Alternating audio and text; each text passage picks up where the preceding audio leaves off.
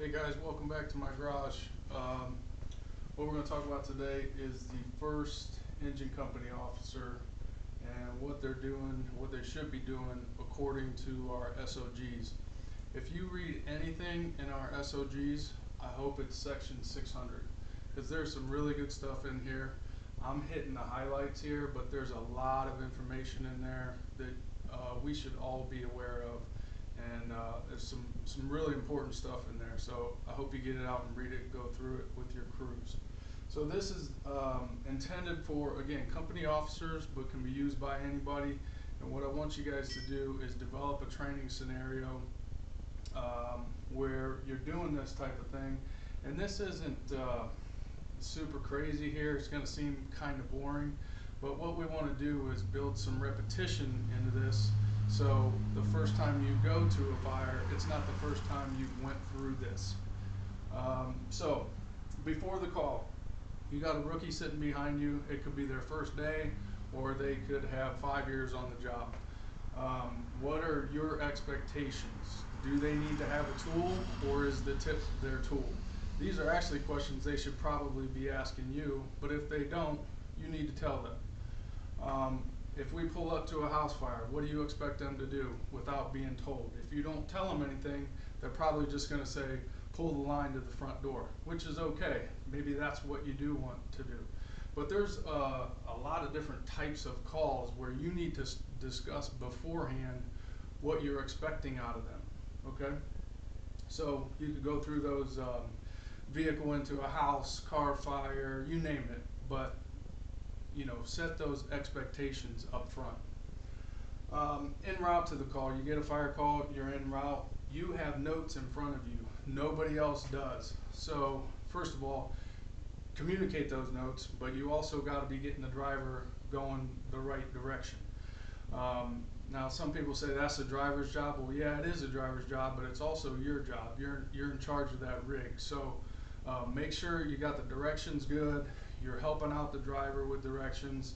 You're getting your stuff ready to go, and you're communicating any notes. Is there people trapped?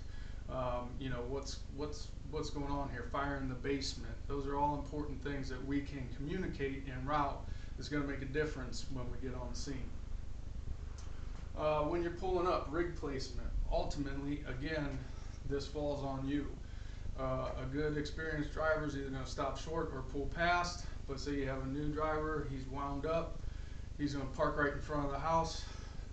Take a second, hey, pull forward, go past the house, leave the front for the ladder. Hey, everybody knows that, right? But sometimes it doesn't get done because of one reason or another. It's pretty important to have that ladder in front of the house. Size up.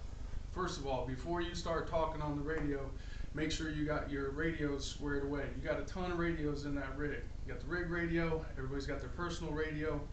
So you want to be on fire channel with no scan, nobody else's radios, so it's not causing feedback.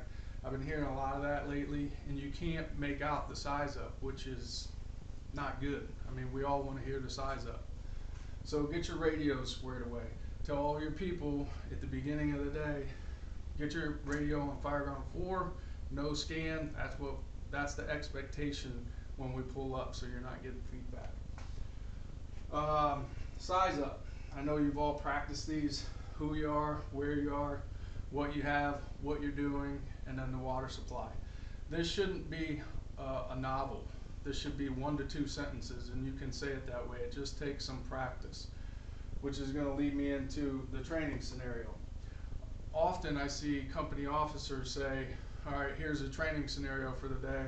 The house is on fire. I want you to get the line to the front door, the side door, the back of the house, whatever it is, and then go. They do it. Well, that's good, but you could involve everybody in this training. First of all, you need to participate. When you get off the rig, say, all right, we're all starting this at once. You get off the rig, say, here we go. You start walking and start giving your size up. I'm at 123 South Main Street. We got fire showing from the second story, yada, yada, as you're walking around to the back of the house. If you didn't already give him direction or give her direction, give them the directions. Pull the line to the front door or the side door, or whatever it is. And then you continue your size up walking around the house. You don't, in my book,